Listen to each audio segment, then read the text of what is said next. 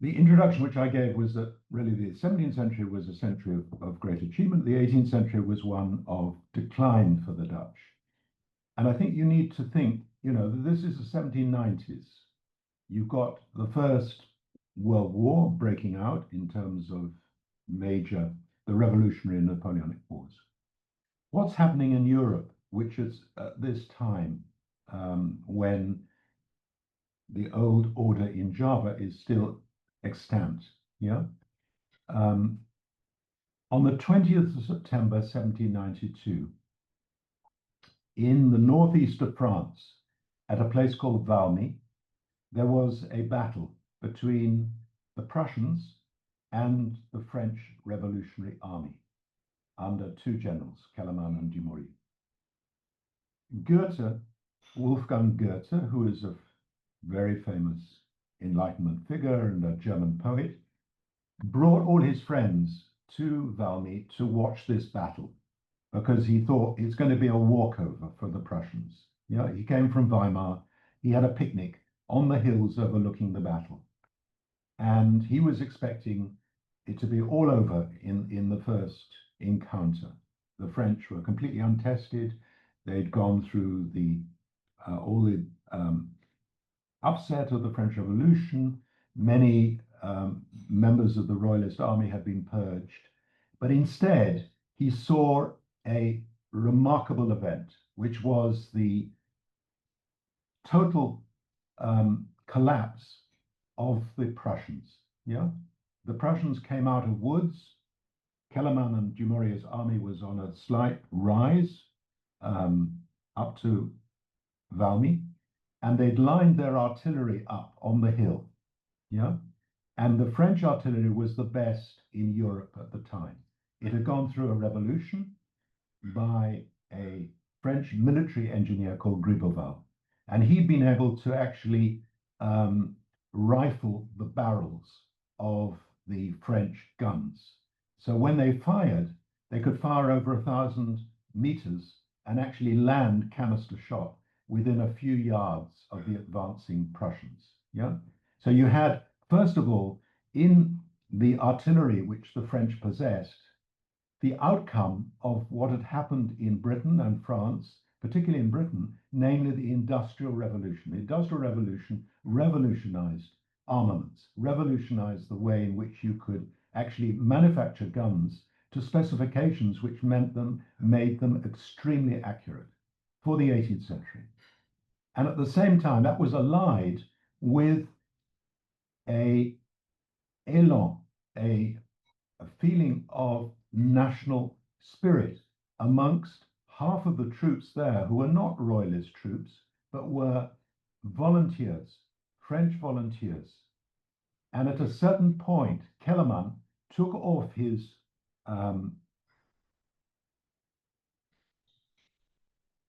hat, took off his helmet, and shouted, "Vive la nation!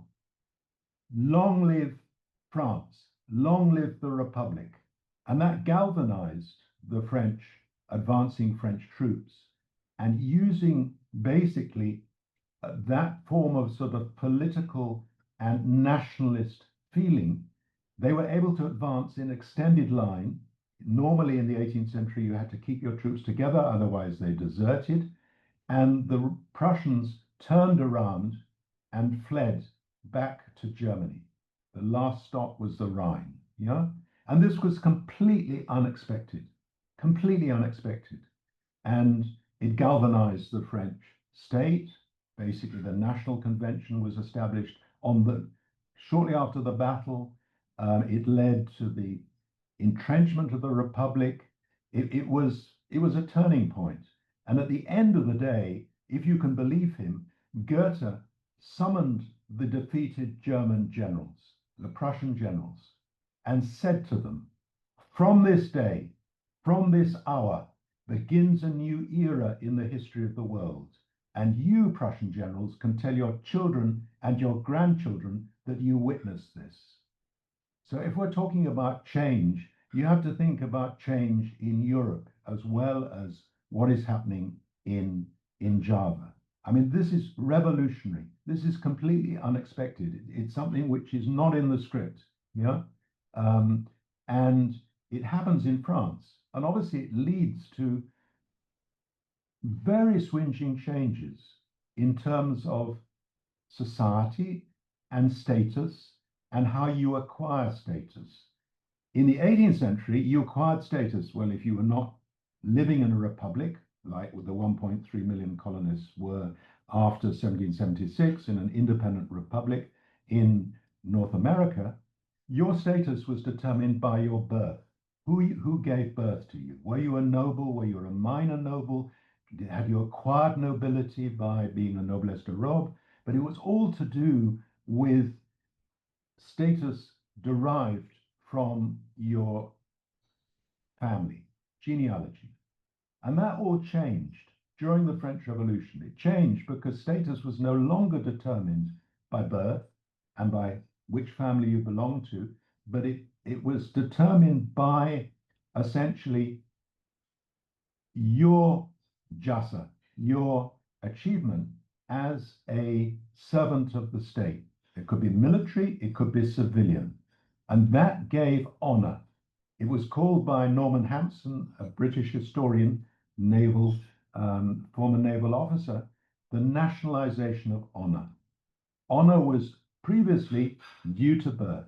It was now due to service to the state.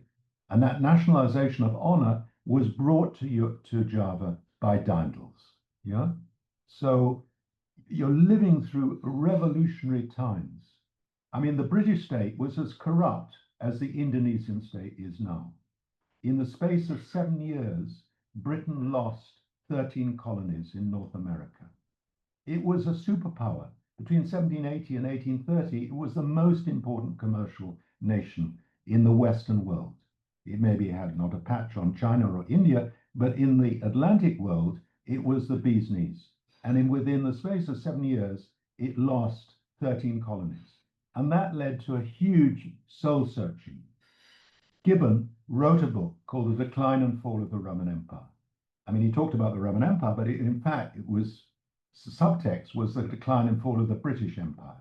And there was a feeling that actually, if you didn't get your act together, you had no future as an elite, a Protestant elite. You couldn't go to Europe. It was dominated by France and by Catholic powers. You couldn't go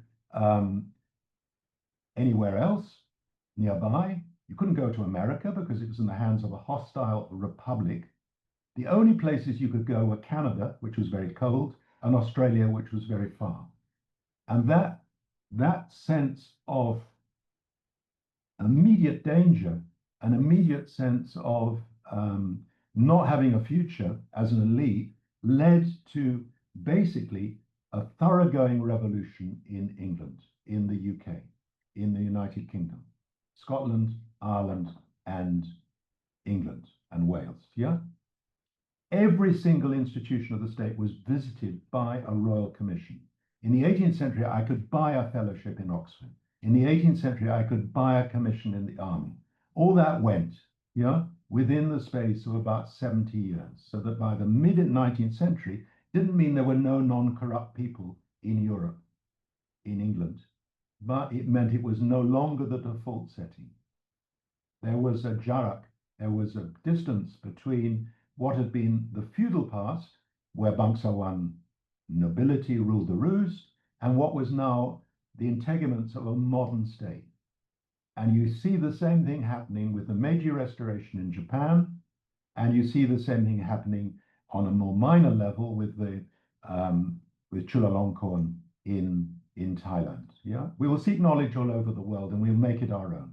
Yeah, and that's the major problem with Indonesia today. It's still a feudal society. You've not had that type of thoroughgoing revolution, which has cleaned out the Augean stables of a corrupt, essentially entitled elite, which born to the right families and born to the right, sort of descent, and moved towards a situation where it's no longer who you know and it's no longer your connections, but it's your professional being as a servant of the state or as a professional academic or researcher, all that has not been embraced. It's not. Indonesia is a pre-modern country, in my view, in many respects. It still needs to go through a major restoration. It needs to go through a thoroughgoing, from all its institutions. I mean, all of you are living in New York. Many of you are Indonesians. Many of you would like to go back to Indonesia. You'd like to take with you the treasures which you've acquired through education. And you'd like to apply those treasures in terms of carving a career in Indonesia. And you can't do that because every turn you've got moral hazard. You've got people who are there not for the right reasons. And the universities are the most corrupt in Asia, except for Kazakhstan. Yeah. So that's a reality of modern Indonesia. This turning point never happened because for the Dutch, it was much simpler to keep in place a feudal order than to go through a thoroughgoing social revolution.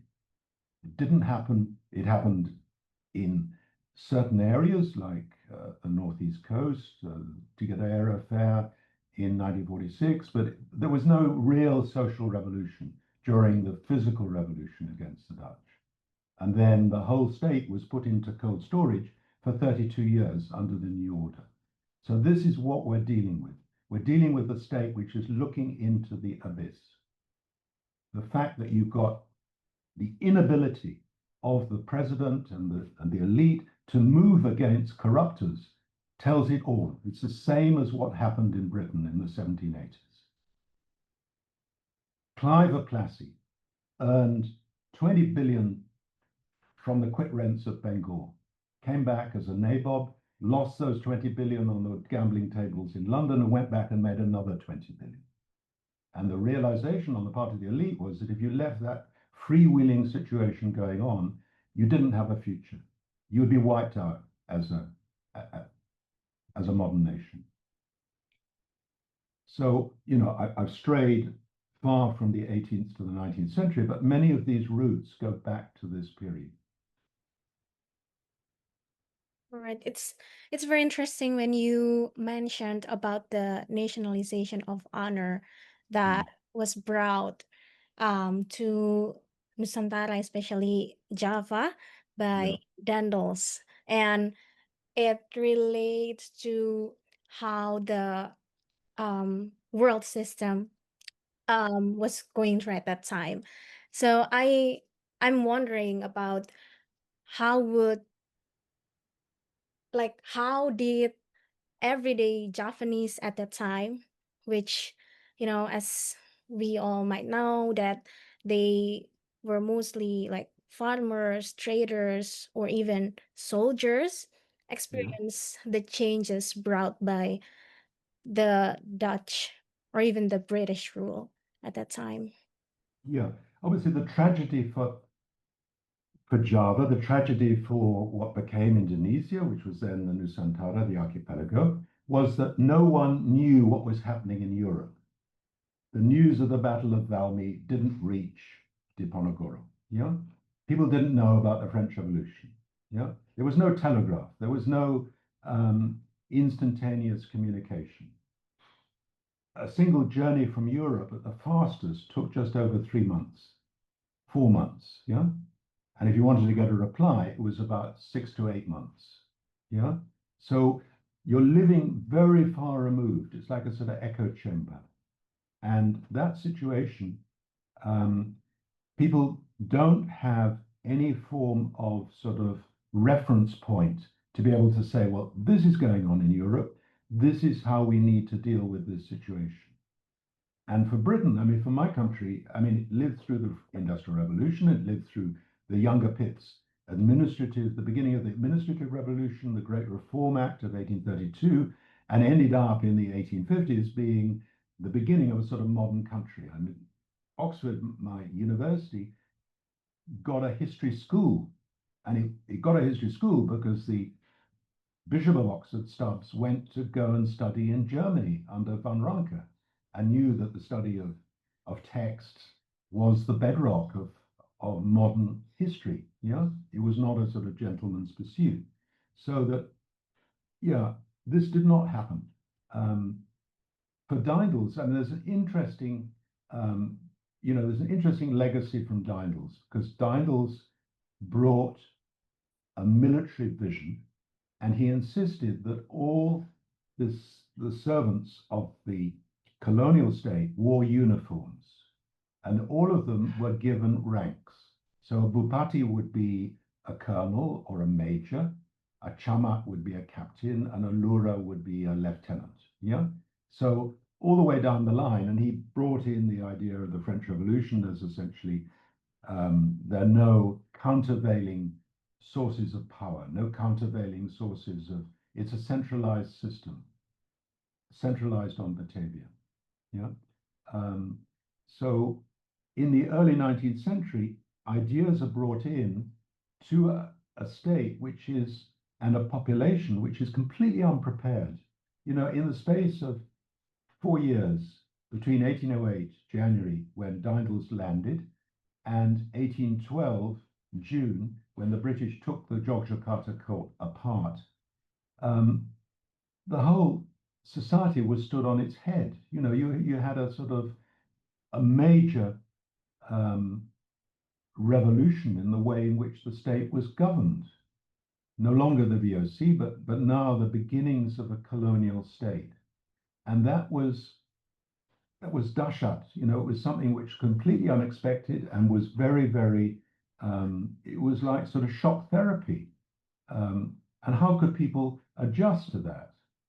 The Javanese, old Java was based on a pantheistic belief in a spirit world, very close to nature. 75% of Java was dense jungle. It was full of rhinoceroses and tigers and it was. And then you have Daendels and you have Raffles. And one of the legacies of Raffles is that he actually maps Java and creates a map which is steel engraved by John Walker, who was the best map maker in the whole of Britain at the time, which indicates every single road, every single mine, every single landing point on the south coast if the British had to come back and launch an amphibious operation. And the message is, we know you. Yeah, it's enlightenment, but it's also the shift in the balance of knowledge.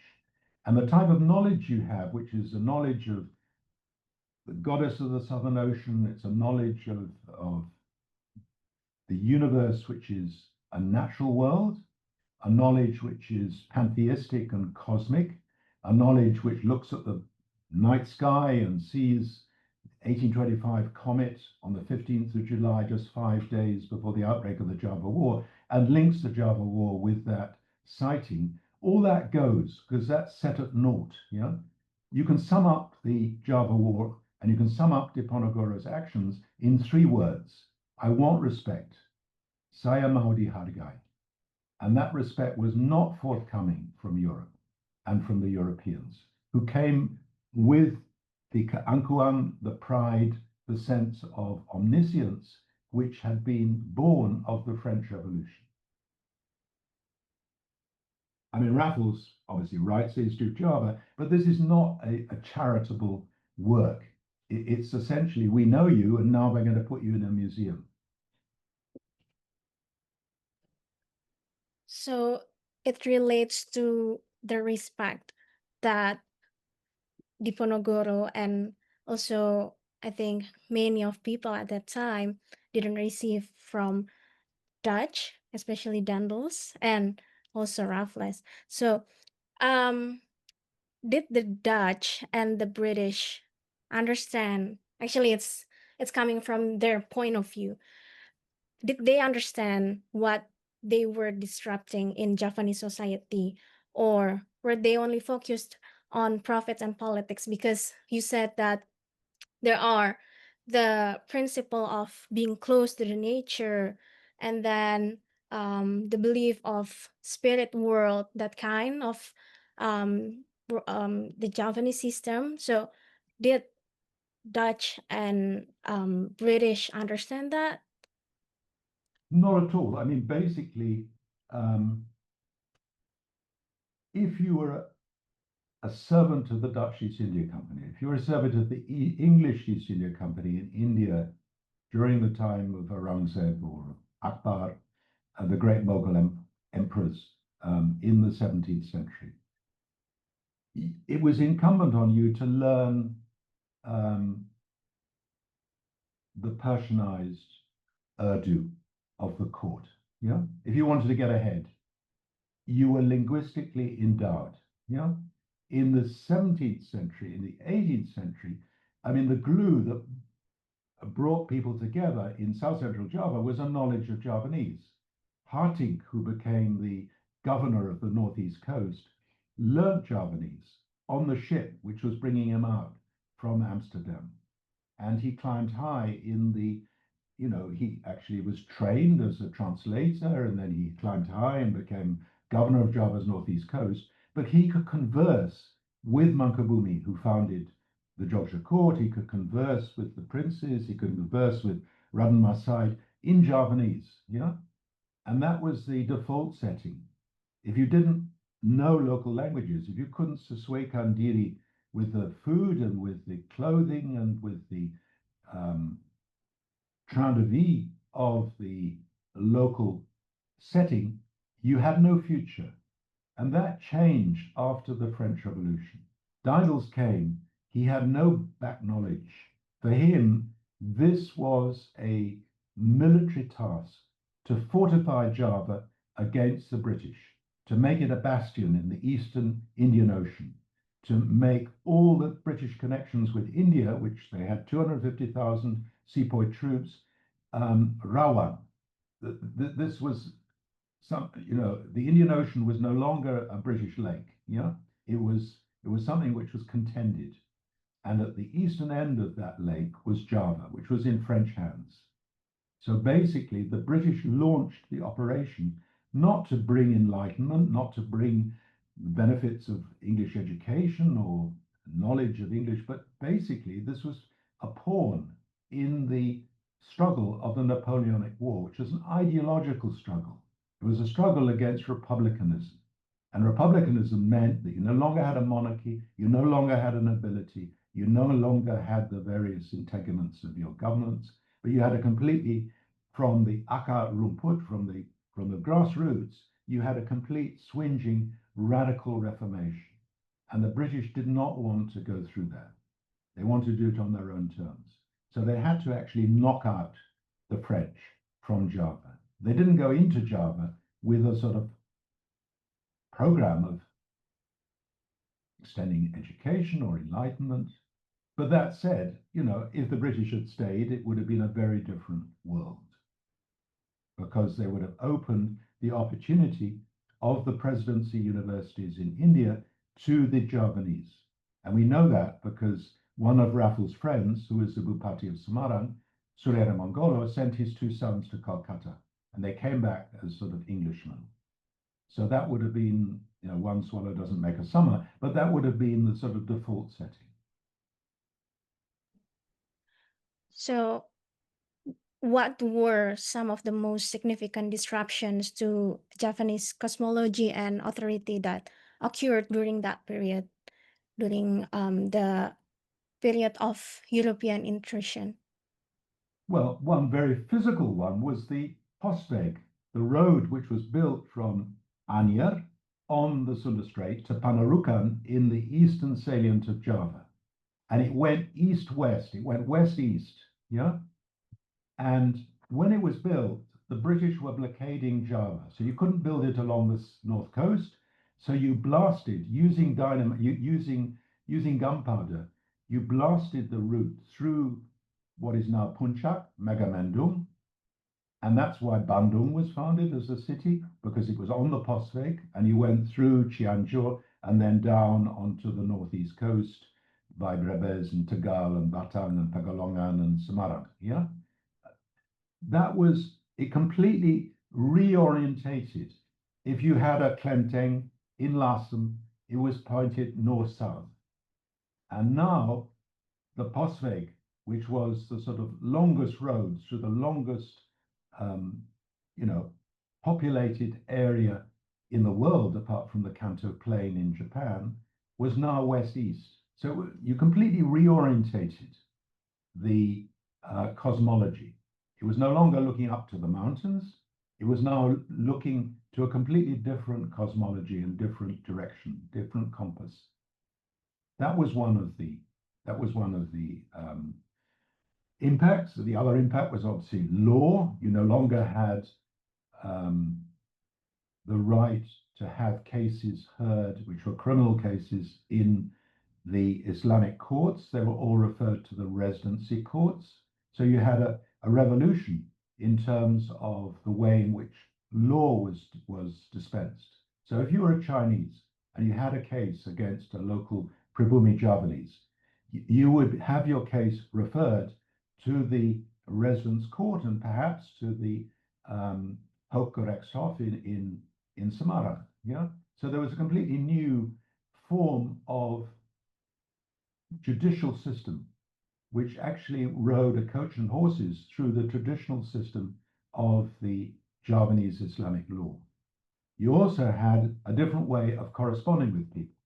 Instead of corresponding with people and learning local languages and corresponding with people in their local language, which is Javanese or Hokkien or the equivalent, you now spoke Malay, market Malay, Pasa Melayu. Yeah, it's like Pidgin English or like Creole French. And that was a demeanor. This was, for Diponegoro, this was a language of chickens, which no ruler in Java wished to hear. Yeah. If you looked at John Crawford, one of the reasons for Crawford to have been such a successful agent of the British state was that he was a linguistic genius. He learnt High Javanese in 6 months, and he could use it in all his negotiations. Whereas the default setting for all of these people who served the British administration were sepoy officers, and the most they could do was to speak market Malay. So you had a basic shift in the way in which the colonial state interacted with the local elite. And it couldn't address them in the local language. It didn't understand what a Pangaran was, Kanjengusti, or, so that they behaved in an extremely in-your-face, disrespectful fashion. That's why, the Java War can be summed up in 3 words. I want respect. If Diponegoro had been respected and his Weltanschauung had been understood, people knew the whole basis of Sufi Islam in the 18th and 17th century, you wouldn't have had the Java War. Basically you would have had, and for Diponegoro himself, he's not a xenophobe. He says, look, a bit like Gandhi, the British have to go, but let's see them off as friends. Yeah. Basically, he said at the end of the war, look, for the Dutch, you have 3 choices. You can either go back to your cold country in Northern Europe, but that doesn't mean goodbye because we're going to trade with each other. But if you want to stay here in Java, we will make 3 cities available for you on the north coast: Surabaya, Semarang, and Batavia. In all of those cities, there's a Kota Lama. You have your own Gereja Blenduk. You have a Christian church. You have Kavling. You can build villas. You can lead a life which is like the sort of life you might lead in Amsterdam or Utrecht. But there is a condition.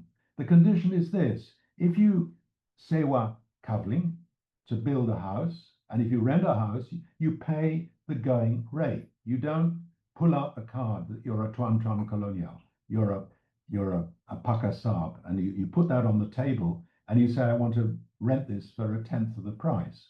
And when you're buying our products, you buy them at international rates, not at rates which you determine due to your political and military predominance. And the third choice is that you masuk Islam. You actually become Muslims. And if you become Muslims, we will raise your status and raise your particular pangkat, both in the military and civilian sphere. Yeah. So at the end of the war, basically, Diponegoro is already, he's prescient enough to see what might happen during the cultivation system when the Dutch made the equivalent of $11 trillion out of Java, which eased its path as a modern state, able to build railways and to extend the canal system and the fortifications in southern Netherlands. So what you're looking at in the early 19th century, in the late 18th century, it's a bit like what the Chinese say. May you not be born in interesting times. Semoga tidak lahir di zaman yang terlalu seru. And the interesting times was that this is basically a major sort of shift in the balance of power in the world. Between when Diponegoro was born in 1785, 55% of world GDP was generated by two countries, and they were not in Europe and they were not in the Atlantic world. They were China, which had 32% of GDP, and it was India, which had about 23%. Yeah. And Europe, America were sort of noises off. You know, there weren't a big noise. But in the late 18th and early 19th century, largely due to the military and industrial revolution, the political revolution, you had a fundamental shift in the balance of power in world politics. And we're living through the buntut of that because we're living in the age of the collapse of America as a superpower. Yeah. And the shift in the balance of power in the world back to Asia. So we've had 200 years of aberration.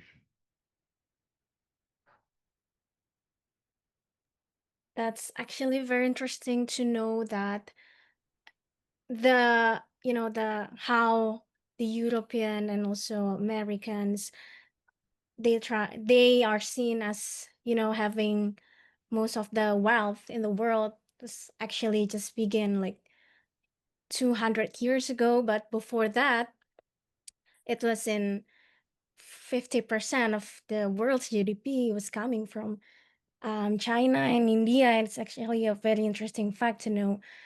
Lived in a disgusting way because, I mean, they didn't wash. The word shampoo is in fact an Urdu word from India. People did not shower. Someone like James the First and Sixth never took a bath. He covered his disgusting odor by perfume. I mean, Yeah. a friend of mine came to Oxford in the 1930s and he said that the food, mricha, pepper, was a luxury. It was, people lived in a way which was essentially uncivilized in the West. And when Gandhi was asked, what do you think about Western civilization? His reply was, I think it would be a very good idea. Okay. So circling back to what you just mentioned regarding Japanese and also Diponegoro. So from your research, from your years of doing the writings and also research and also discussing about Diponegoro, how did Diponegoro interpret the transformation of his time, especially European influence and the changing of the Japanese order? Well, he was born in 1785. So he was born in an era where the old order of Java, which was a matriarchy, it was an order of status derived from birth. There were courts and there were appanage systems. And it was quite a dynamic economy because it had cotton and flax exports. It had its own textile industry. Basically, he was born in an era where that seemed to be abadi. It was going to go on forever. Yeah. And he had to, his life, it's a bit like Hamlet, the times are out of joint to accursed spite that ever I was born to set them right. He's born into this world which suddenly is completely sort of turned on its head by everything that is that is going on with the, first of all, Daindels and then with the British coming. He has a completely odd, in my view, and completely sort of starstruck view about the British. And he says that he'd never met a Dutchman with the same sense of humanity and skill and intelligence as Crawford. And the British period was a sort of Zaman Mas for him. Well, it was a Zaman Mas because his father became Sultan and he was the chief political advisor, and everything was spoken about in Javanese. Yeah. But basically, he sees his world crumbling before his eyes. Yeah, he's born into this world which seems to be inexorable, and it's tidak ada ujung. It's not going to, not going to end. And then he has to struggle with a situation at the court where there's a pro-Dutch faction and an anti-Dutch faction. There's a situation where lands are being demanded and indemnities are being demanded. And within the space of about a few years, the people in the court dined off gold plates in the 18th century, in the early 19th century. And by the time the Dutch come back in 1816, August, they're dining on cheap Chinese porcelain. Yeah, so that the whole thing is visibly a sense of very rapid and very destructive change. And people are then making huge amounts of money out of collaborating with the Dutch, like the Prime Minister of Jogja, Danarejo IV. Yeah. So for Diponegoro, his default setting, he's not a war leader, he's not Napoleon, he's not Washington, he's not a politician, he's not Robespierre or the younger Pitt. His default setting that he is a mystic. He is a Javanese Sufi Islamic mystic. Every day he's alone. He has his own retreat in Tagarejo. Even in the height of the war, he has places of retreat, yeah, by fast-flowing rivers or at the junction of two rivers. So that is his default setting. At the end of his life, what does he become? He becomes a Guru Tasawwuf. He teaches Islamic mysticism in Fort Rotterdam for the best part of 20 years when he's in Fort Rotterdam, to his children and to his followers and to his pupils. And we know this because he kept a diary as a Guru Tasawwuf. And he gives certificates of attainment, of spiritual attainment to his pupils. So that's his default setting. And for Diponegoro, that is also his way out. I mean, he's able to transcend the situation. He's ikhlas, yeah? He's able to say, well, this is completely unacceptable. It's a bit like Hirohito announcing the surrender of Japan on the 14th, 15th of August. We must endure the unendurable. And Diponegoro is able to endure the unendurable without his ego getting in the way. He was sitting on the same sofa as de Kock when he was arrested in Magelang. And when he knew he was about to be arrested, he knew that he had his pusaka, his heirloom kris, stuck in his belt, right in front of him. And he says, look, how would it be if I just unsheathed my kris and killed the general here? And then he thought again, well, how would that look in history if a Kshatriya, a prince of the blood, was running amok like a highway robber on the street and killing people right and left? That would not be seen well. Yeah. Better I accept my fate, ikhlas, and buried alive in Fort Rotterdam and Fort New Amsterdam for the next 25 years. So he's got a sense of the perspective. I mean, his life, he's born in 1785. At his birth, when he's still a Baimara, he's still just born, he's summoned into his great-grandfather's presence, Mankabumi, because he wants to see his first great-grandchild. And Mankabumi has a fifth, sixth, seventh, and eighth sense. He's got Kawaskitaan, and he's able to see far in advance. And he says, he turns not to the mother of Diponegoro, who's still 15 years old and still very young, and just a Selia Agawe Ampean, secondary wife of Diponegoro's father, who becomes the third sultan, but he turns to his consort. And his consort is the daughter of a Kiai, and she is the head of the Tarakat Shataria in Jogja at the time. And he says, Bot Ratu, not Bendoro Radanayu, because she's low born, yeah? Look after this child, because this child will have a lakon inkang luigade, will have an extraordinary life history. He will cause more destruction to the Dutch than I caused in the Gianti War, nanging wekasan walahuala. Only the Almighty knows the outcome. But basically, he entrusts the young 2-day-old Diponegoro into the hands of his consort, who's previously been the commander of the female bodyguard, the Prajurit Airstreet. She's a daughter of a Kiai. She has running in her veins the Sultanate of Bima's blood, because her great-grandfather is the Sultan of Bima, Abdul Kahir, and she is a very formidable woman. Last week, the Sultan came for the closing ceremony, and I was able to quote to the Sultan her last words to her own son, the second Sultan. And her words were these: Sultan, the way I have to leave behind, the Jalan Hidup saya alot, sangat takatiki. The life path I've trod is extremely full of difficulty and hardship. And now, when I'm at the border of eternity, the Pintu Akhirat, I feel that when I die, I'm going to be no more than a common coolie, orang pikulan di jalan.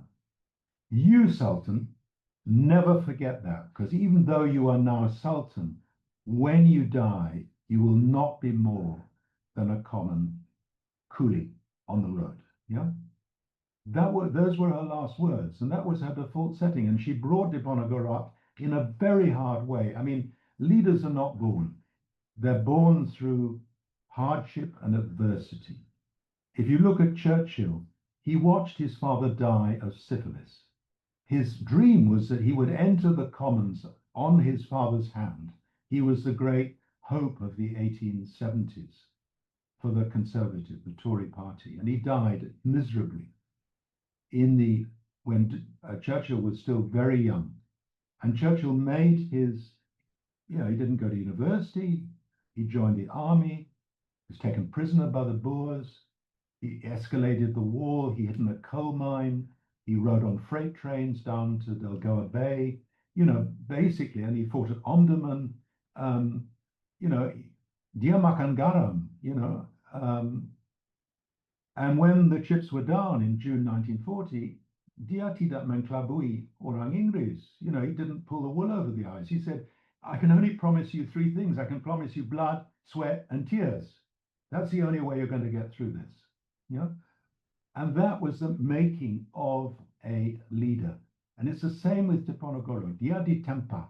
He's like steel being forged in the furnace.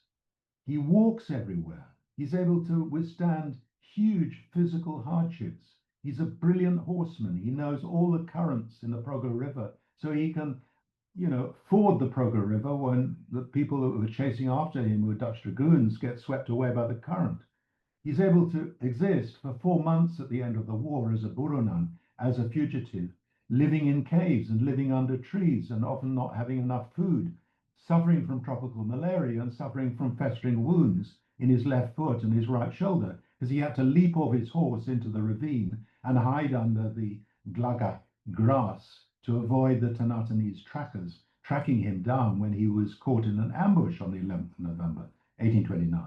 So here is a man who has a very strong spiritual practice and also ditempa in terms of his physical being. At the end of his days, he gets a tunjangan of 600 guilders per month from the Jogja court, which is about 140 juta, and he has 19 followers. He has to look after his followers, but he doesn't use that. He dies almost in poverty. We know this from the governor of Makassar. And when he dies, he says, look, none of you have the kekuatan batin to take over my dharma. My Chris will be buried in my body, with my body, in the Kampung Melayu, in Makassar. And I will be buried near the grave of my son. And the grave now, Rai di Telan Bumi, yeah? The grave you see in Jalan Diponegoro, it's empty. You know, it's almost like the mist has covered him over, you know? It's a Sufi death. The last thing he'd want is what the current president wants to do, which is to do what Louis Philippe did with Napoleon, to bring Le Retour des Sens, to send his son, the Prince de Joinville, who was a naval officer, to St. Helena and bring the body back. It's brought back to Cherbourg, it's taken down the Seine, and then interred in the Les Invalides with a great mausoleum. That would be the last thing that Diponegoro would want. Yeah? He had a particular dharma to fulfill, and his dharma was basically, do not go gentle into that good night. Old age should rage at close of day. Rage against the dying of the light. And when he knew the chips were down, he knew the tsunami was flowing of the Industrial Revolution, the political revolution, he said, no, this is unjust. This is not acceptable. I'm not going to accept this situation. Even though I'm going to go down to defeat, I'm going to be like the last samurai. I'm going to set a tuladan, a panutan, which is going to resonate into the future. That's why I don't draw my Chris and kill de Kock on his sofa in Magelang. That's why I accept my fate. And when I die with the greatest simplicity, and I cover my tracks. And if he was born today, he would also say no. Well, all the corruptors, what he did with all the Damang and the Lura, when he told them not to cooperate with the Dutch, not to mend the roads around Georgia, and they mended the roads. He ordered all their heads to be cut off and put on bamboo runchi, all the way from Georgia to Sentolo. Yeah, he's not a nice man. He could be very brutal. He has a very sarcastic and ironic sense of humor. But if you met him, you would never forget him, because he was totally alive. He was not educated. He was an autodidact. He was a Santri Lolono, but he lived vividly in the present moment. Thank you, Pa Peter. This is a very, very interesting information about Diponegoro. So, in regards with what you say, that Diponegoro, or also known as Raden Mas Ontowiryo, he was a tasawuf guru. He was a mystic, rather than he saw himself as a politician, you know, as a army, as a soldier. So he was more like a mystic. So in But that said, you know, he was a man for all seasons. yeah. So in your view, what role does Diponegoro actually play in the formation of the idea of Indonesia? Because, you know, in especially in the class of this deconstruct Indonesia, we really pinpoints about, we try to unpack the idea of Indonesia. So I'm just curious about how actually the role of Diponegoro and also the Diponegoro War play into that formation about the idea of Indonesia itself. Well, Bung Karno made a speech, and he said, we are not like our neighbors, yang meraih kemerdekaan di atas satu piring emas di bawah cahaya bulan purnama. So we are not like our neighbors who got our independence on a gold platter in the calm glow of the full moon. Kita merebutkan kemerdekaan di terik matahari dengan satu perjuangan yang tidak setara di dunia. Yeah? So we actually took our own merdeka with our own hands and with our own initiative under the glare of the full rays of the sun in a struggle which does not have a parallel in the world. Yeah, well, this is his hyperbole. Yeah. And basically, the resonance which Diponegoro sets out is, on the one hand, he establishes a radical tradition in modern Indonesia. He has no sense of modern Indonesia. When he's traveling to Manado, he goes past the Lesser Sunda Islands, he goes past Lombok, and he goes past Sumbawa, and he gets to Flores. And when he's off Flores, off Maumere, and about to turn north to go through the islands to the south, the Togian Islands up to North Sulawesi, he turns to his German adjutant, Julius Heinrich Nerle, and says, "Are these islands under Dutch control?" And Nerle says, "No, they're beneath our interest and dignity." And he says, "Sayang, yeah, because I dreamt of actually sending an army under my young, youthful army commanders to go and conquer Eastern Indonesia." Yeah, that is the mindset of Diponegoro. Sukarno never, ever was contemplating conquering areas. Well, obviously in the early 1950s, he had to put down the Maluku Selatan, etc. But this was not in the script. So he had no idea of, from Sabang sampai ke Merauke, salah satu Nusantara. Yeah. When he left Semarang, he said, "I'm leaving Java." When he was in Batavia, it was not Java. Batavia was the Dutch sphere, and it was anyway in the Sunda West Javanese sphere. Yeah. So if you're looking to Diponegoro as a sort of proto-nationalist, the only thing you could say about him is that he's a proto-nationalist in terms of cultural. He defends his own cultural patch. And we know this because when Dutch prisoners are taken during the war, they are forced to wear Javanese dress, and they're forced to eat Javanese food and also to address their captors in High Javanese, yeah, not in Malay. So there is a cultural, there is what Valk, who was a resident of Kedu, said, there's a form of sort of Javanese nationalism, which you can detect. The other thing, which is very Badempet, very close to this, is the fact that this is the first ideological war in modern Indonesia. If you go back to the 18th century, when Mangkubumi and Raden Mas Said were fighting, they were fighting to set up their own principalities. They were fighting to merebutkan takhta dan tanah. This is not the case with Diponegoro. Diponegoro's is an ideological war, and it's based on Sufi mystical Islam.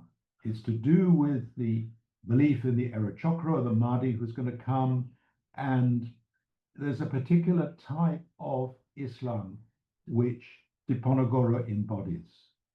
And the interesting thing is that this continues to have a gum.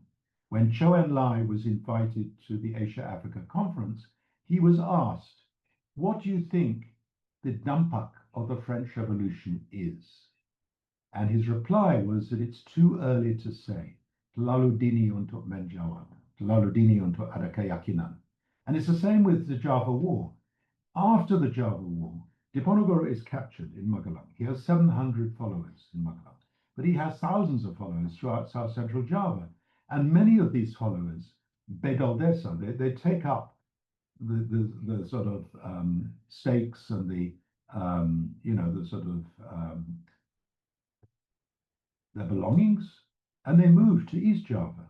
They move along the south coast. There's a great sort of diaspora, and East Java is largely uninhabited at the time because there have been wars going on since the time of Surapati in the late 18th century, through to the Gianti Wars and through to the uprising of Diponegoro's father-in-law, Raden Rongo, in November, December 1810. And they come and they set up new settlements. They set up Masjid Terbang, Masjid Gantung. They like in Gunung Kawi, which later becomes a Tempat Pesugihan. But that was a place of Pelindungan of Diponegoro's followers. And they settle and they have a code. They plant a sawo tree. They plant 2 sawo trees in their pelataran. So if the balloon goes up, there's another call, like in Surabaya against Mansurg's 5th Division, Indian Division. They all know how to respond. Who are their friends? Where are their friends living? And 100 years after the Java War, an organization is founded in Surabaya in January of 1926 called Nahdlatul Ulama. And Nahdlatul Ulama is essentially the fruiting of the spirit of Islamic mysticism, of that Islam of the Java War, which is basically the wada for that are the communities that moved from South Central Java to East Java after the war. And they provide the context and the container and the spirit and the inspiration for the founding of Nahdlatul Ulama. Someone like Gustur or Gustur's family and his Tabui Rang, most of these people can trace their ancestry back to Laskar in the Java War. Yeah. So it continues to have a resonance. And if you look at the period of the Pergerakan Nasional, the period of national awakening, who is the person who is, first of all, sort of singled out as the sort of panutan? Well, it's Diponegoro, because he appeals to the PKI, to the communists, because Bau Membau dengan Wong Cilik, he's a socialist. He's concerned about, the default setting of a leader is not have a smile on your face, it's keprihatinan. His world is a world in which, basically, day by day, he Bau Membau dengan Wong Cilik. And that's why he appeals to the communists. He's also a very devout Muslim, and that's why he appeals to the Muslims. Yeah. And he's also someone who's interested in cultural preservation. He's interested in respect. He's interested in the kepribadian orang Jawa, and that appeals to the PNI, the Partai Nasional Indonesia. So he boxes the whole compass, and he's able to appeal to all the various wings of the nationalist movement. And when, Ki Hajar Dewantoro, who was then known as Suwadi Sureningrat, and E.F.E. Dasdekker, who was the nephew of Multatuli, and Cipta Mangunkusumo, when they founded the Indische Partei, they said, the Indies Party, in 1913, they said, before us, there was only Diponegoro. Yeah? He's the panutan. And he says, no, he's not going to go gentle into that good night. He sets up a default setting in modern Indonesian society, which is membangkang. He uses many revolutionary ideas, one of which is to copy the various military arrangements of the Ottoman sultans. His officers are called Pasha, Ali Pasha, Dullah. His key regiments are the Akio, Bulkio, Ardia, and Janissary regiments of the Ottoman sultans. And all his commanders are teenagers or early 20s. It's like the Pemuda Revolution in the early 19th century. This is not a country for old men. And he's astounded by the age of the Dutch commanders, one of whom, Benjamin Biscoff, is brought back out of retirement in Holland and doesn't even get to the front line because he dies in Cianjur on the journey into South Central Java of a heart attack. Yeah, I mean, he's astounded that the fact that the Dutch armies are led by septuagenarians, very old people. So, for Diponegoro, he sets up, there's an arus from this, there is a panutan. When the Dutch commit harakiri and launch the second Dutch police action on the 19th of December, 1948, and send the paratroops into Jogja, capture Sukarno and all his cabinet, ring the Kraton with Dutch special forces. Simatupang, who is the deputy chief of staff, walks all the way from Jogja to Kulon Progo to set up his military command to the west of the Progo River. And when he arrives in Kulon Progo, he is astounded by the fact that most of the population of Kulon Progo still remember the struggle of the Java War. They were able to actually go into a completely appropriate default setting in order to support the war effort. They refused to take Dutch guilders. They only accepted Dutch rupiah, Indonesian rupiah. And he's astounded by the spirit which he encounters when he walks the 28 kilometers from Jogja to Sentolo. Yeah. And then comes and is able to organize a guerrilla resistance to the Dutch, which is extremely successful. But it continues to resonate because when I was a student in Jogja in the early 1970s, one of my friends there was a Cicit, a great granddaughter of Diponegoro's eldest son, who was exiled to Sumeneb. And she was married to a Batak medical general, Ibu Dr. Sahir. Yeah. And she lived in Jalan Yamana Oka number 7 in Kota Baru. And she and Ibu Ki Hajar Dewantoro, the wife of Ki Hajar Dewantoro, was also a descendant of Diponegoro, set up a yayasan, so that an educational yayasan, so that the descendants of Diponegoro's family who lived in the boondocks, lived in the plosok of Gunung Kidul or Kulon Progo or Eastern Bagalan, could put up their hand and say, I'm a Diponegoro and I'd like to have a beasiswa to come to the best SMA and SMP in Jogja. And she was astounded by the fact that very few people wanted to acknowledge the fact that they were descendants of Diponegoro, because the trauma of living under the Dutch state had been so great. They were the Geti Kapules of the Dutch state. If you wrote something about Diponegoro, it would be burnt in the street. The PSI pamphlets about Diponegoro were burnt in the 1930s.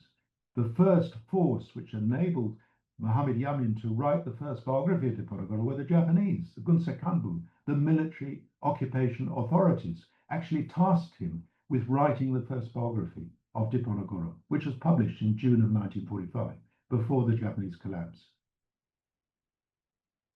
And when the guerrilla war starts, there's a Diponegoro division, there's a Siliwangi division, there's the division of Brawijaya, and there's Udayana in Bali, etc., etc. But they go back to the Panutan, and for South Central Java, it's certainly Diponegoro. But he's an uncomfortable presence. He's uncomfortable for politicians today because he set his face against corruption, and he had very high integrity, and he never compromised. And he's not very much in the odor of the Jogja court, because basically he's seen as a durhaka and hianat. Yes, it's very interesting and so many to unpack when we learn and when we, you know, see about Diponegoro's life and how actually the trajectory of his life really shaped the cultures, and even as you said, the how the so many foundational cultures and also educational, and also how the people think about that time. So Pa Peter, Yeah. so right now we'll be having questions from audiences. I'll be reading the questions that already available on the chats. Okay. So the first question is from Amar. How was it possible that people in Java did not know what happened in other parts of the world? For example, about the Battle of Valley, etc. I mean, I always imagined that Nusantara Archipelago itself was like Pasar, a place where people tends to changing news, wasn't it? Yeah, I mean, obviously it was not an autarky. People were coming through, and we know this because when Diponegoro was in exile, under very strict conditions, he was able to send messages to Java from Makassar by the Bugis trading prau. And he was able to get letters through to Colonel Clarence, who promised him safe passage in Batavia. So this is certainly people are traveling, but the messages which are coming back are quite garbled. And we know this from people who come back to Java from South Africa, Raden Kap. We know this from Raden Mas Diyar, who is a Solanese nobleman who spends quite a lot of time in the Haramain, Mecca and Medina, during the time of the Wahhabi occupation. And the type of information which is coming back to the courts and to the elite is pretty macha. It's pretty sort of garbled, really. All sorts of speculations that the English king had married his daughter to the Dutch king, and the sort of dynastic politics. There was no newspaper which was carrying news in Javanese until Pakubuwono the Ninth founded Bromatani in the 1870s, in Javanese script. So someone who's educated could not have a resource which was carrying news from Europe via the equivalent of Reuters until the very late 19th century. The Javasche Courant, it only became the Javasche Courant in 1828, because suddenly the Dutch woke up to the fact it was called before then the Bataviasche Courant, the Batavian Daily, and it carried news about shipping, and it carried news about who was traveling where, but it was living in a little sort of little echo chamber of the Dutch community in Batavia and on the northeast coast. So, there wasn't a telegraph. The first time the Epsom Derby was known about in Hong Kong was 1855, 1856. Undersea cables and the ability to have almost immediate connection, that came about only in the mid-19th century. Earlier, it took a long time for news to reach. And we know this because when Diponegoro was being talked through the negotiations, the person who was the chief Dutch negotiator was scanning the newspapers for news about the Third Russo-Turkish War, which ended at the Peace of Adrianople, Adirn, in January of 1829, January of 1830. And they didn't know that basically the Russians had won. They would have liked to have told Diponegoro, but they didn't have that information to hand because the news came so slowly.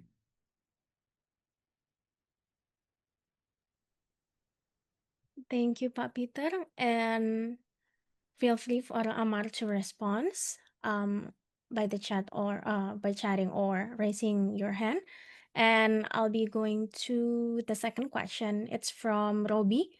Pak Peter, you mentioned that Indonesia has not gone through revolution to weed out corruption and feudalistic system. I also understand that modern nation states right now have this arbitrarily international legal system plus vast network of economic cooperation that dictates behavior of each countries. When you imagine revolution for Indonesia, what kind of revolution that fit Indonesia with this current climate? Is it from a kind of political, legal, bureaucratic revolution, from the framework of education that enlightened Indonesian, or is it different kind revolution? Looking at Indonesia, I also agree that we needed said revolution. I'm just skeptical about it and tend to settle into this defeated narrative of government reform. Yeah, it's obviously not easy because everybody has to move out of their comfort zone. The universities here, which are second only to Kazakhstan in terms of their corruption and pirate journals and people making academic careers out of plagiarism. People who are going to come and live in a world like this, it has to be the people in the diaspora. It has to be the people who have an experience outside of Indonesia. Tidak lagi katak di bawah tempurung. And it could be that, like Britain in the 1780s, the motor for that change comes about through a national crisis. Very likely that China and America will go to war at some stage. And the outcome of that will have devastating effects in the region. And those devastating effects in the region could, in fact, be the trigger for very far-reaching reforms. Because at the moment, the state doesn't work. Yeah, you've got people who are corruptors. I mean, when Britain left, when the British state left Java to the Dutch, they did not hand back Bangka Belitung because it was so rich in tin. It hung on to Bangka Belitung and the Bangka Belitung Maskapai until 1824, when the Treaty of London exchanged Malacca for Bencoolen. And we've just had a scandal in Bangka Belitung, and also with Pertamina and with the Pagar Laut. Bangka Belitung alone, if that the amount of money which was purloined was put into the bank account of every man, woman, and child, the 282 million people living in Indonesia, every makhluk hidup here in the archipelago will get 242,000 US dollars. Yeah.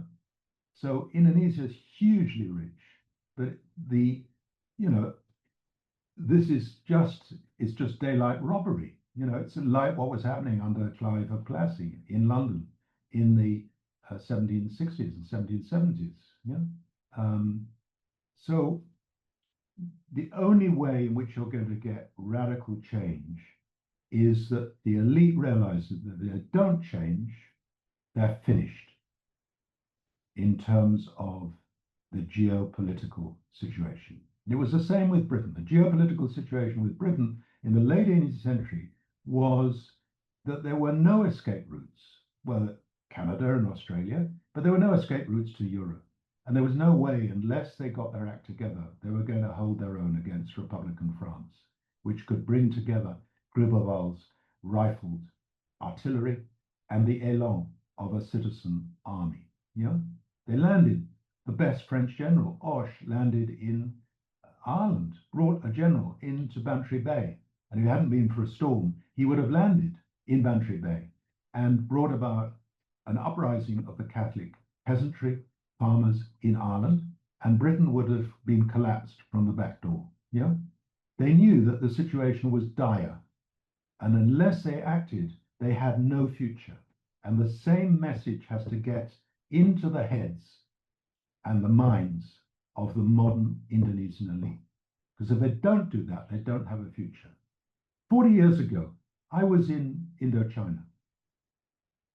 40 years ago, in December 1973, the Americans signed the Paris Peace Accords with Vietnam. And at that time, Vietnam was on its back. There was no comparison between Vietnam and Indonesia in terms of GDP, in terms of infrastructure, in terms of the ability to attract investment, everything. And now Vietnam has outstripped almost in all lini Indonesia. Yeah. In 1939-40, the last year of the colonial state, both the Federated Malay States and the Netherlands Indies were even Stevens in terms of GDP. They were both producers of tropical products. They both had rubber and palm oil and various other products which were much in demand in world markets, and they had a GDP which was exactly the same, 700 US dollars per capita in 1939. And now the GDP of Malaysia is 3 times as high as Indonesia. And there's no reason for that except incompetence and the fact you can't get your act together. Yeah. And in terms of Vietnam, it's gross incompetence because 40 years ago they were completely on their back and they've outstripped. If you look at PISA, the Program of International Student Assessment, which looks at the reading skills, it looks at scientific achievements, and looks at the skills in maths of 15-year-olds, Vietnam is number 8 in the world for SMP students, for junior high school students. Indonesia is 69 out of 85. It's not right at the bottom, but it's very close to the bottom. Whereas Vietnam is higher than the UK, yeah, in terms of student achievement in these 3 areas. Yeah, doesn't tell you everything, but basically they've got their act together. And if Vietnam gets its act together, then it's going to attract much more investment than Indonesia. Nobody's going to invest in Indonesia if you have to pay over the odds at every turn to people who've got their hands out for corrupt deals. Yeah, people would prefer to go to somewhere like Vietnam.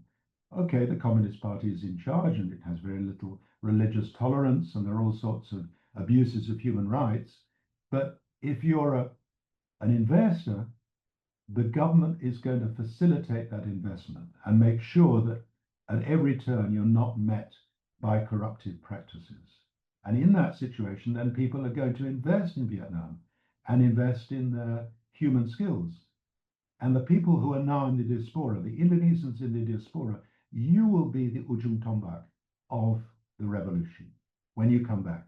A bit like what happened during the French Revolution, when the people in the diaspora came back to Paris, like Daendels himself, yeah, came back, who was a former patriot and was put in charge of the Batavian Legion.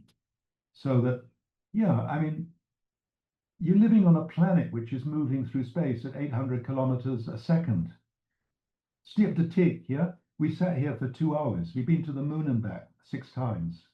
Nothing is norm. Nothing, you know, we think that history changes very slowly, but history actually changes extremely swiftly.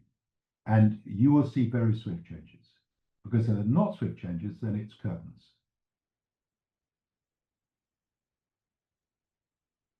All right. And then the next question is from Sandy.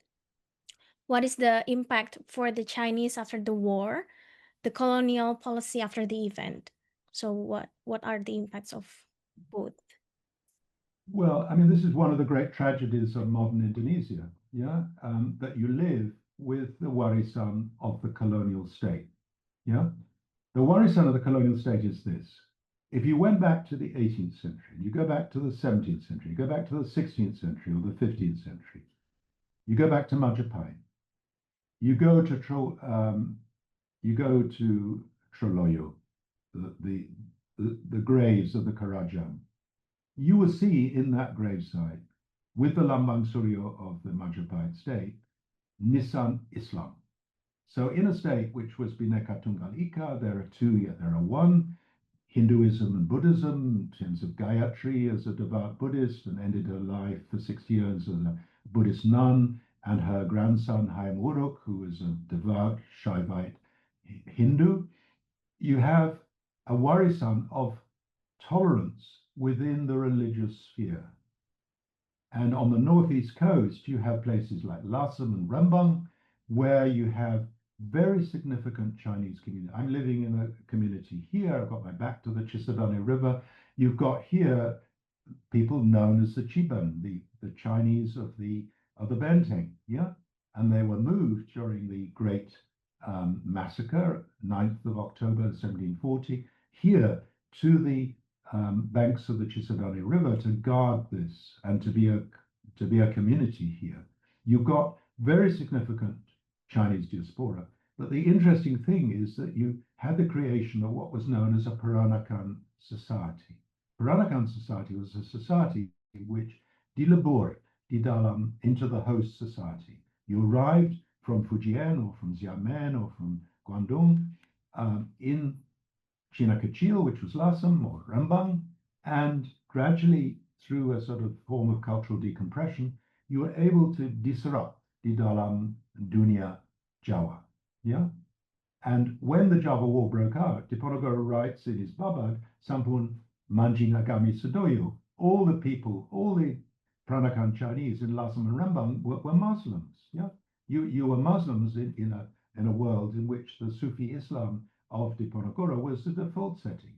So you had an extremely multivalent world. You had a world which was Polynesian in the sense that women were very prominent and they were not barred from military or political roles. You had Ratu Kalinyamat and Jepara, and you had later Radhanajan Kartini, and you had Radhanayu Yudukusumo and Nia Ageng Serang, Ratu Ageng Tagarejo, had a whole host of very prominent female figures within the history, a modern history, and that referred back to a Polynesian world of matriarchy. And the interesting thing, the thing which would have struck you, say you dropped in to have tea with Diponegoro in Tagarejo before the Java War, when it was peaceful enough to have tea with him. The thing that you'd notice about his household was that it was extremely multivalent. He had house guests from Jeddah, the Al-Ansari family, who were pedagogue. He had a private doctor who was Bengali, from West Bengal, a Bengali Muslim who had defected from the sepoys. He had a favorite uncle who was Pranakan Chinese, Joya Kusumo, whose mother was Chinese, Masayu Samasanawati, the favorite Silian, the favorite Gawa Ampian of the second Sultan. And he became the Ali Siasat of Diponegoro during the Java War. His favorite friend was John Crawford, a Calvinist from Edinburgh, yeah, who spoke about everything to do with the politics of the state in Javanese to him. The glue that bound these together was a common knowledge of Javanese.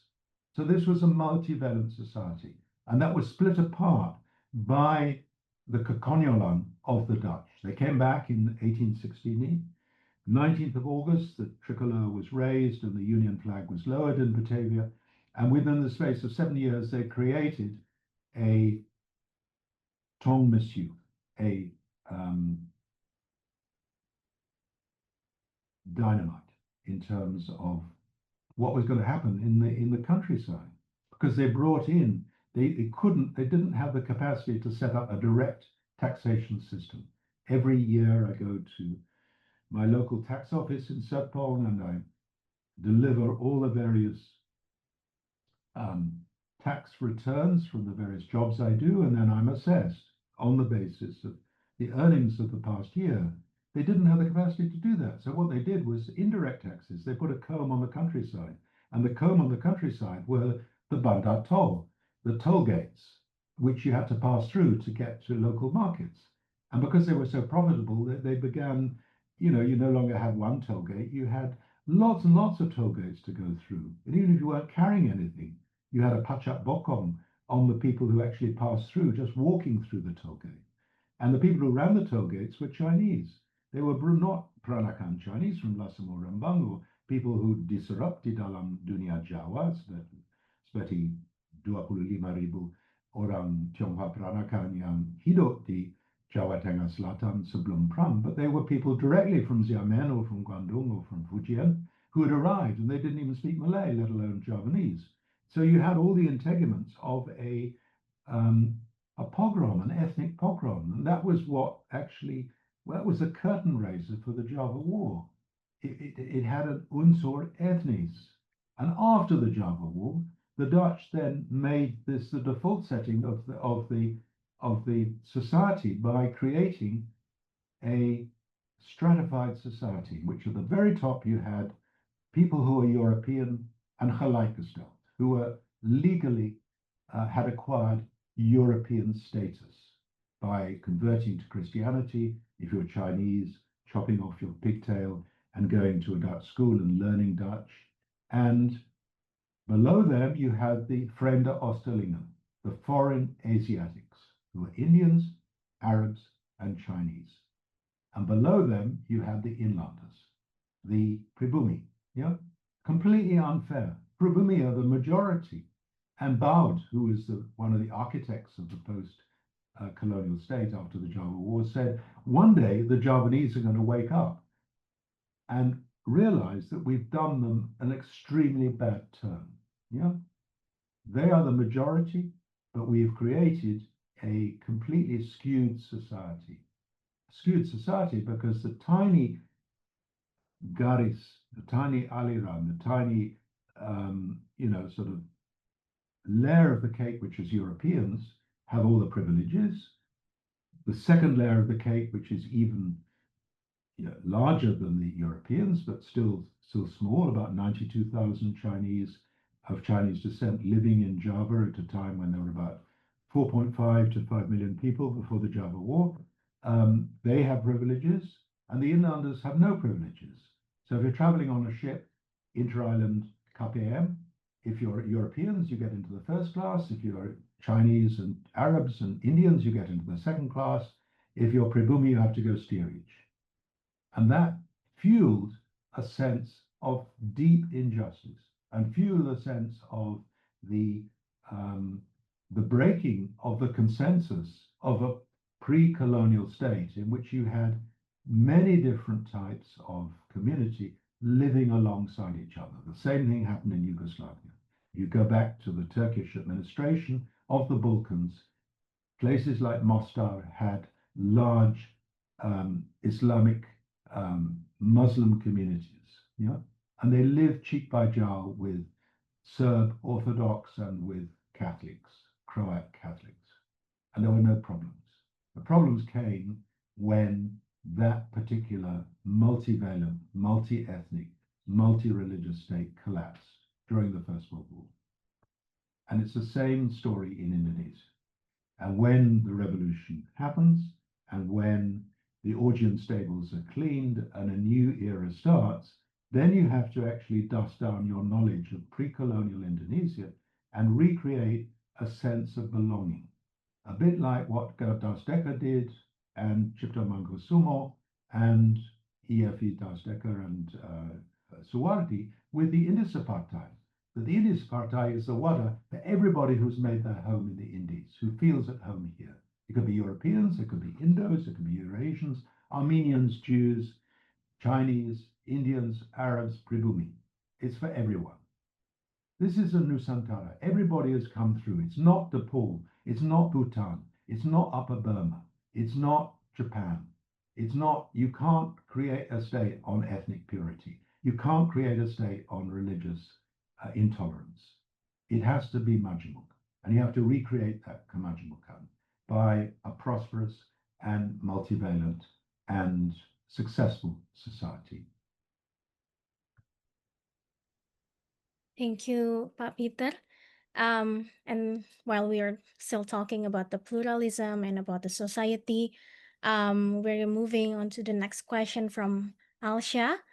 So she wonders, when Perang Diponegoro happened, what's the response of other Islamic sultans at that time, especially other sultans that are still standing, like Sultan Aceh, Banjar, and etc. And in light of Diponegoro role as a mystic or Sufi. Yeah, I mean, Diponegoro had quite a multivalent force behind him. We know that he had Makassaris because he had two commanders, Daeng Makinching and Daeng Marewa, who were his commanders from the Pasukan Kraton of Jogja, from the Daeng regiment. We know that he had supplies of Balinese troops because Kiai Mojo's second wife, whom Diponegoro chose for him, was from Bali Buleleng, and she recruited troops who came and helped.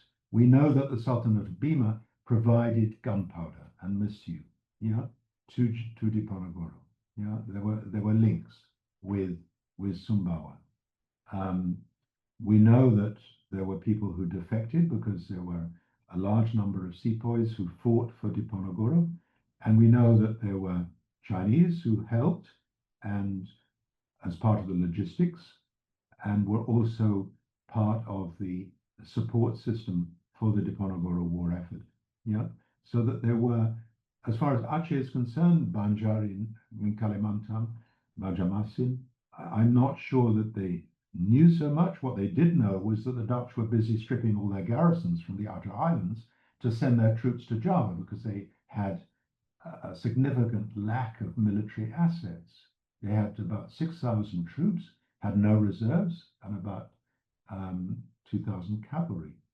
And they had to fight 20,000 troops under Diponegoro's sort of very decentralized franchise command.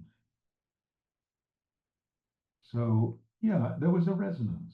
But the interesting thing is, yeah, you have in Semarang, you have a very prominent family, the family of the Bupati of Semarang, Surya de Monggolo, whose cousin, nephew, is the painterly genius, the artistic genius, Raden Saleh Sharif Bustaman. Raden Saleh Sharif Bustaman is brought up in a family which is Pembangkang, the family of Surya de Monggolo V, against the Dutch, very pro-British. They studied in Calcutta, his nephews, Raden Mas Sukur and Raden Mas Saleh, and then they have this sort of neutron bomb Malapetaka of the Java War, in which Raden Mas Sukur goes over to Niaga Serang in Demak and, the whole family falls under they become haram di etika pulues. They become cap orang Pembangkang.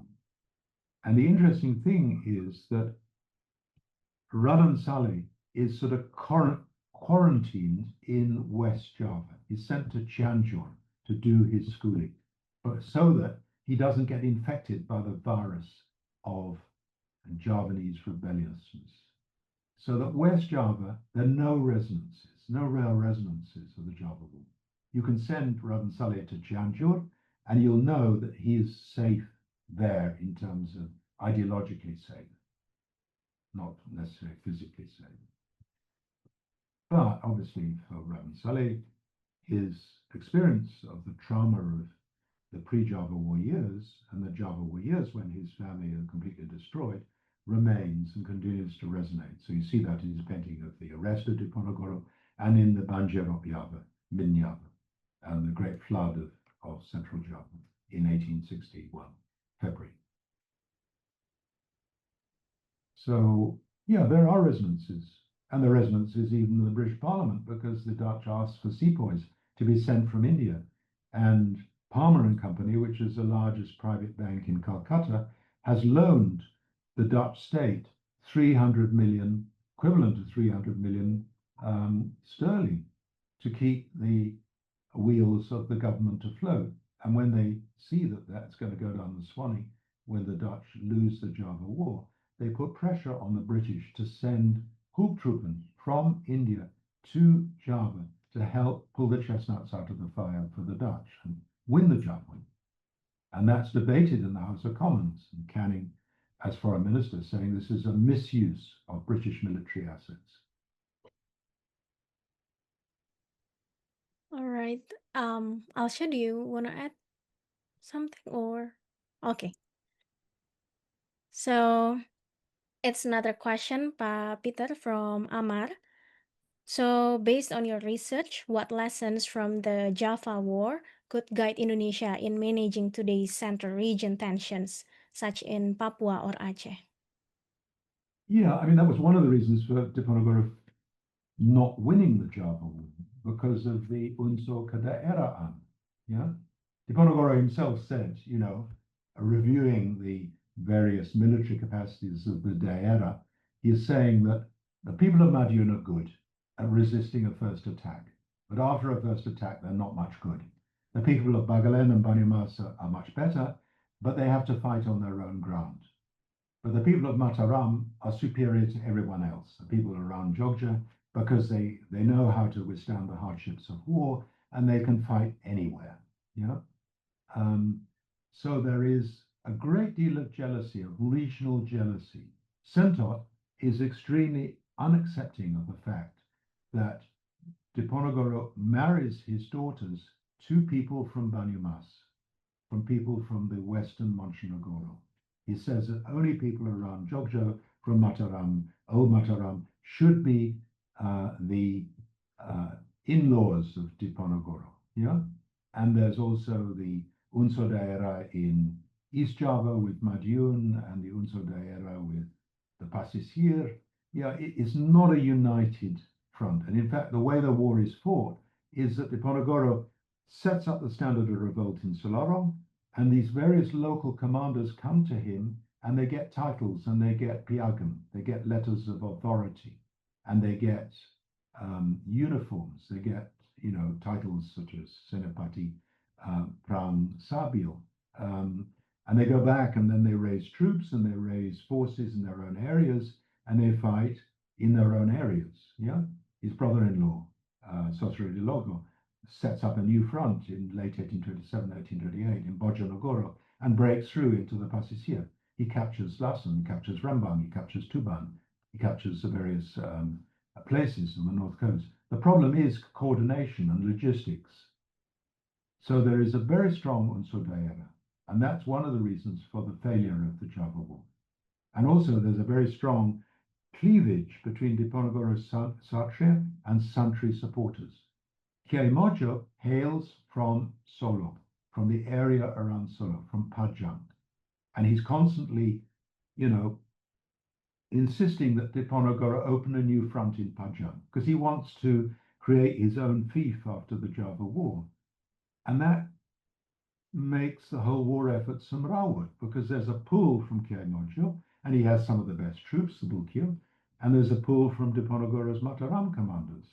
So that after winning these 5 great victories in late July and August, bringing them up to Delangu and to the very gates of Solo, they waste 2 months in arguing between September and mid-October about where to put the next war effort. And when they fight the Battle of Gawok to the west of Solo, they are defeated. And that's due to the arguments which take place between Mojo and Diponegoro, between the Santri and the Satria, between Pajang and Mataram. This unsur daerah is very kental.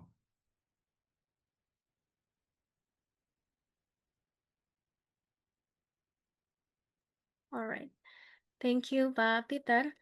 So I will read the next one. It's from Naraya.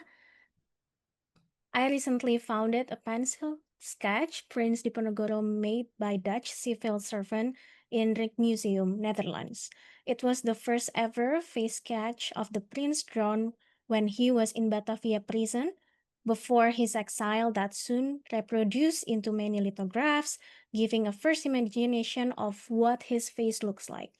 Interestingly, the sketch was never been on exhibition. Do you think that the sketch must be repatriated to Indonesia despite it is made by a Dutch civil servant? Yeah, the sketch which siapa yang tanya ini? It's from Naraya. Naraya. Yeah, Naraya's question is very interesting, and it's a very important question. Diponegoro is sketched, as far as I know, 3 times. The first is by De Stuurs in Semarang on the 5th of April, 1830, before he boards the paddle steamer, the Vada Capella, to take him to Batavia. And that sketch shows him in a very European cast of face. It's an interesting sketch for the clothes he wears, but not for the likeness.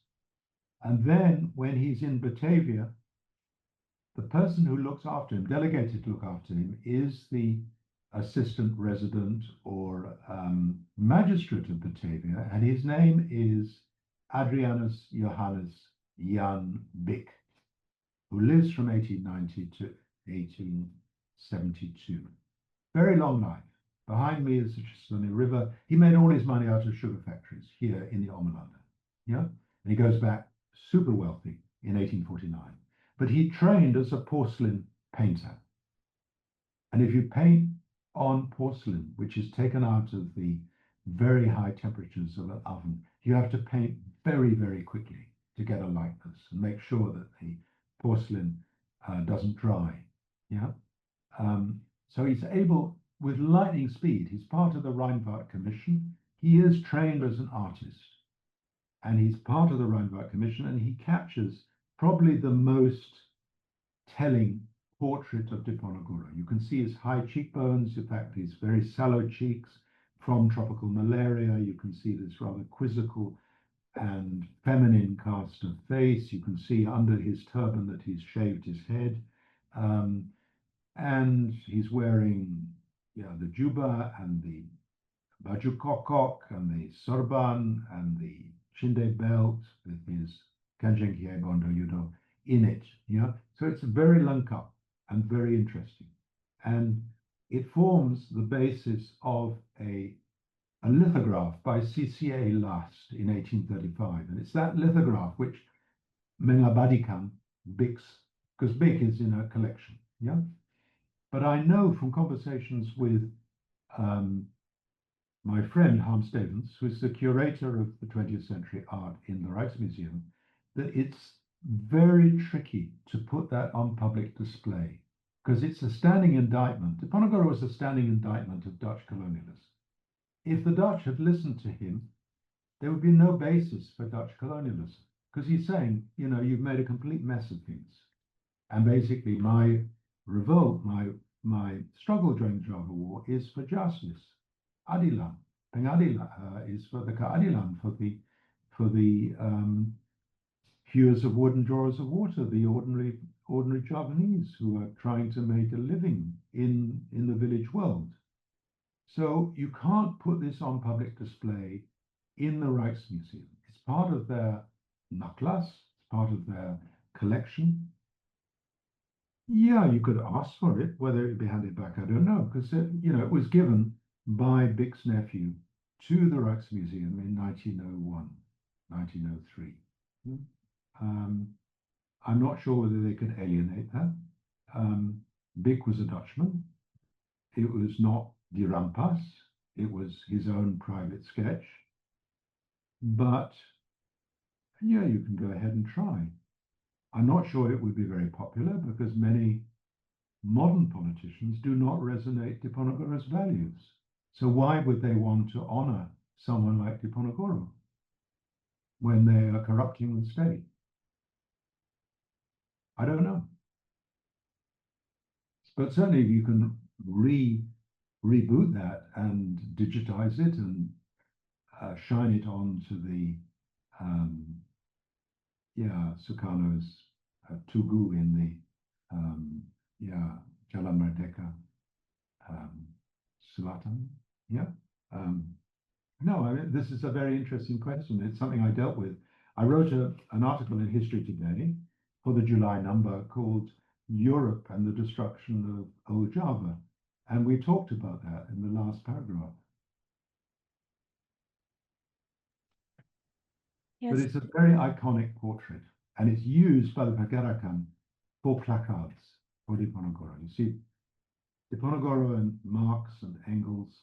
You see Diponegoro and Douws Dekker, and he's a very iconic figure, and the iconicness is due to this lithograph. It's not due to the original drawing by Bick. So thank you, Naraya, for the important question quoting from Pak Peter. So the next question, it will be, I think, the last one because we're about to end the session. It's about like 2-hour session, as Pak Peter said earlier. So it's from Hailus. I will read it. During the Java War, 1825 until 1830, Buton was among several regions whose soldiers served as auxiliary troops, or Hoofdtroepen, for the Dutch colonial army. They fought not out of direct hostility toward Prince Diponegoro, but largely because of political alliances and survival strategies of the era. 200 years later, this part of history is lately discussed openly. Modern Butonis, now part of the Indonesian nation, grow up honoring Diponegoro as a national hero. This creates confusion. How should they reconcile their ancestral role in opposing him with their current identity as Indonesians? How should the Butonis of today understand and reconcile their ancestors' participation as Dutch auxiliaries in the Java War with the modern national narrative that venerates Diponegoro as a symbol of Indonesian resistance?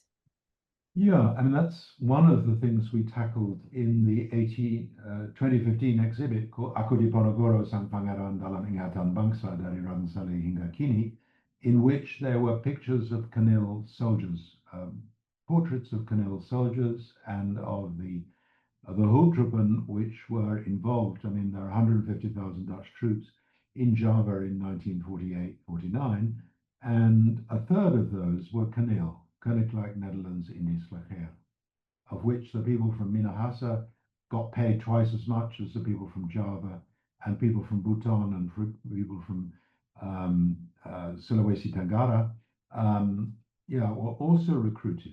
Yeah, I think it's just part of the warp and woof of colonialism.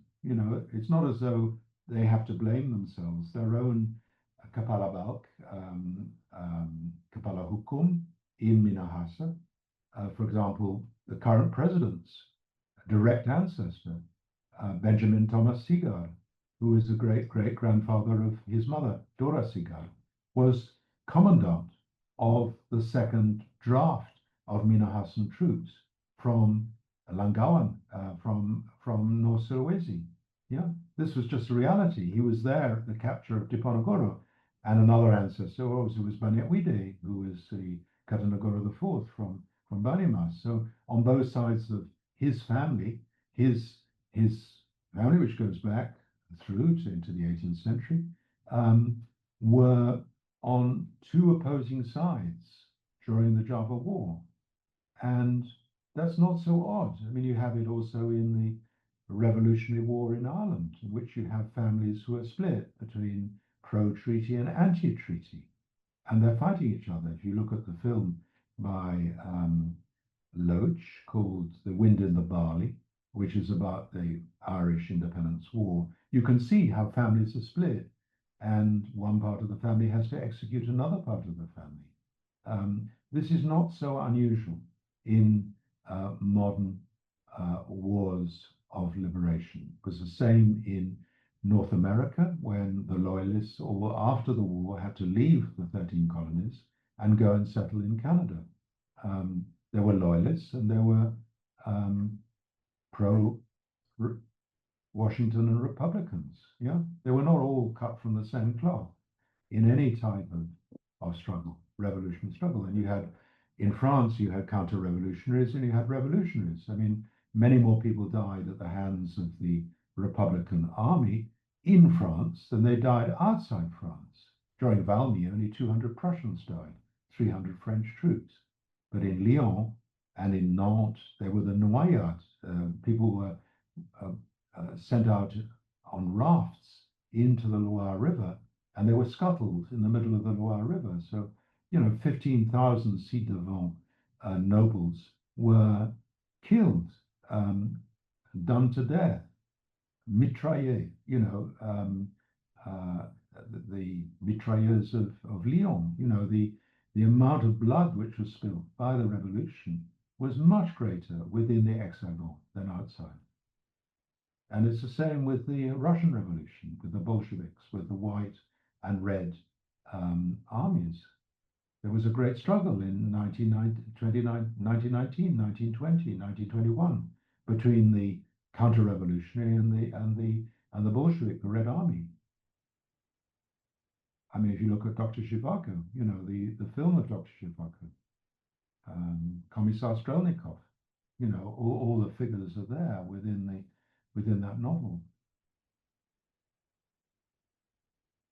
So that is in the past. I mean, I live in Ireland, and there's obviously a residue. People know about where the various ambushes took place and people were done to death.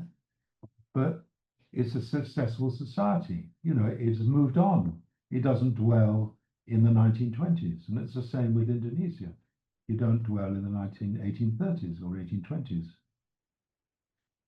It's just the reality of how a state is built.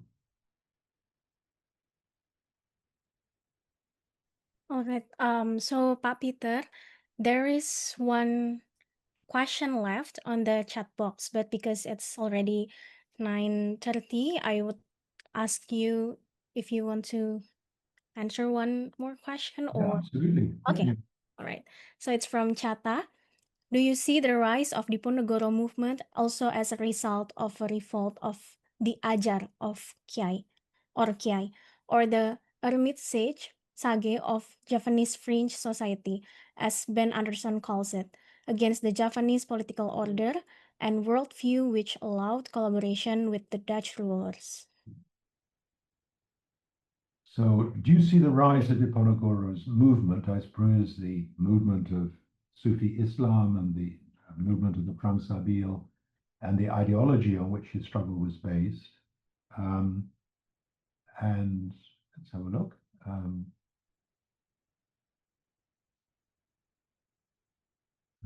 I've lost that message. Oh, it's Do you see the rise of Diponegoro, the movement, also as a result of a revolt of the Ajaro Kiai, or the hermit stage of Javanese fringe society, as Ben Anderson calls it, against the Javanese political order and worldview, which allowed collaboration with the Dutch rulers? Well,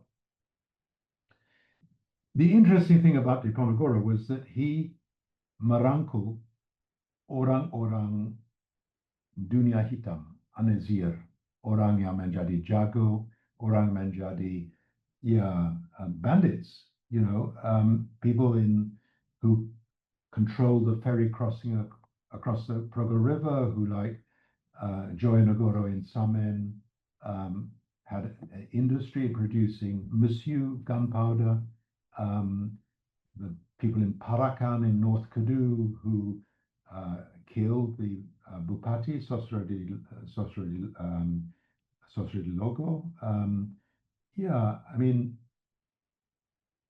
this is one of the realities, that it's not just fringe society. This is a massive movement. This is a massive upheaval in Javanese society, and all semua lini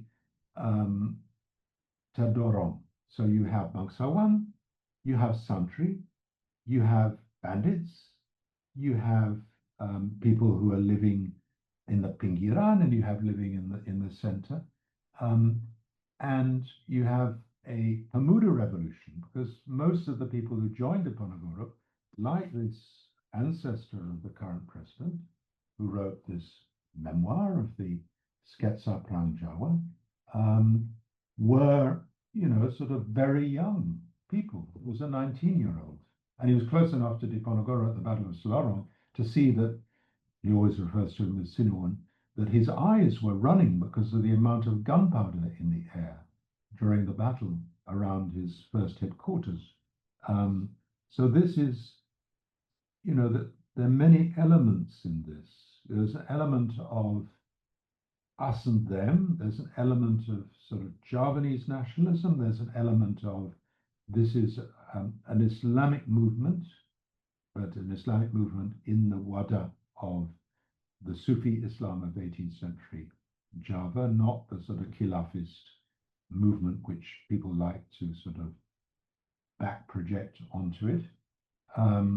There's also, it's a total war. There's economic warfare. There's a denial of supplies to Diponegoro's forces. It's a guerrilla war. It's a war of movement. You move a whole army across the Progo at moonlight at 12 o'clock at night, coating the mouths of the horses with salt so they don't make any noise. They don't no whinnies or neighs as they cross the river. So they can go in complete silence. This is a Perang Siluman as well as a Perang Terang-Terangan. And it's also a cultural struggle. It's a struggle for identity, and it's a struggle for kepribadian, and it's a struggle for being accorded respect in a society which is skewed and profoundly exploitative. And the same thing has to happen now. So when the revolution takes place in Indonesia, you have to actually listen to Bob Marley and the freedom song. We must free ourselves from mental slavery, because while others may free our bodies, none but ourselves can free our minds. So that this is a struggle for mental freedom, and the mental freedom is the sort of minderwaardigheid, is a sense of the inferiority complex with the West.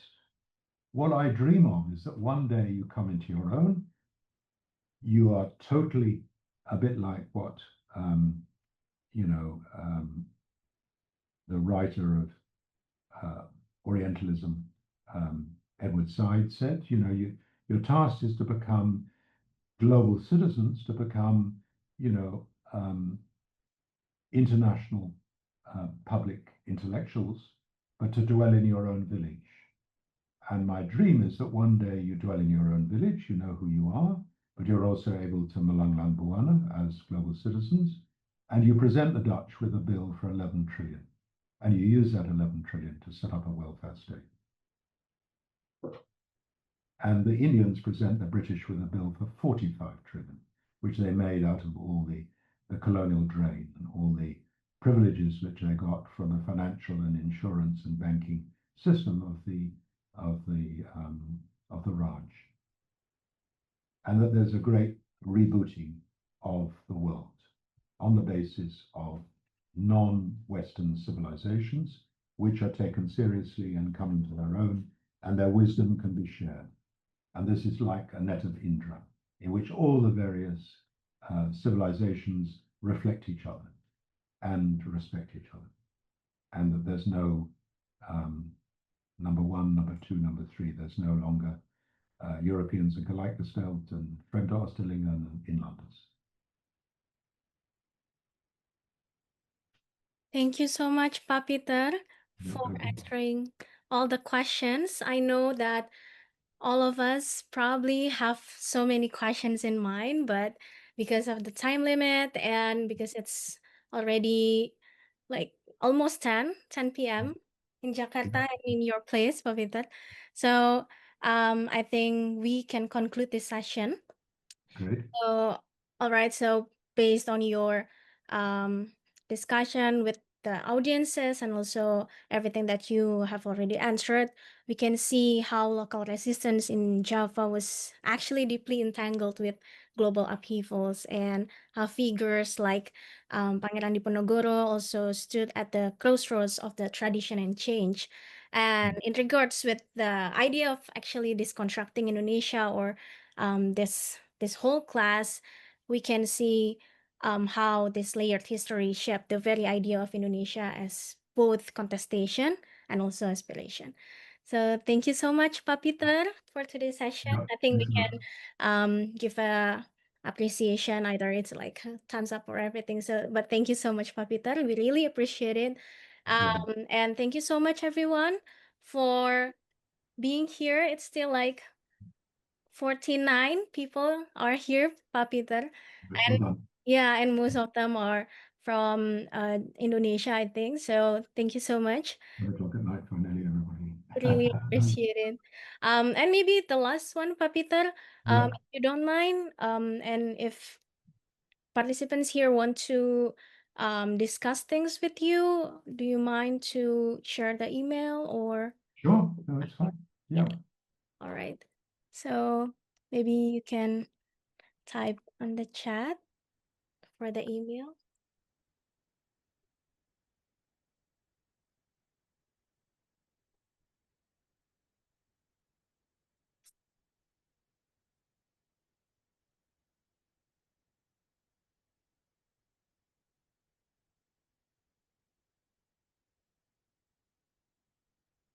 All right.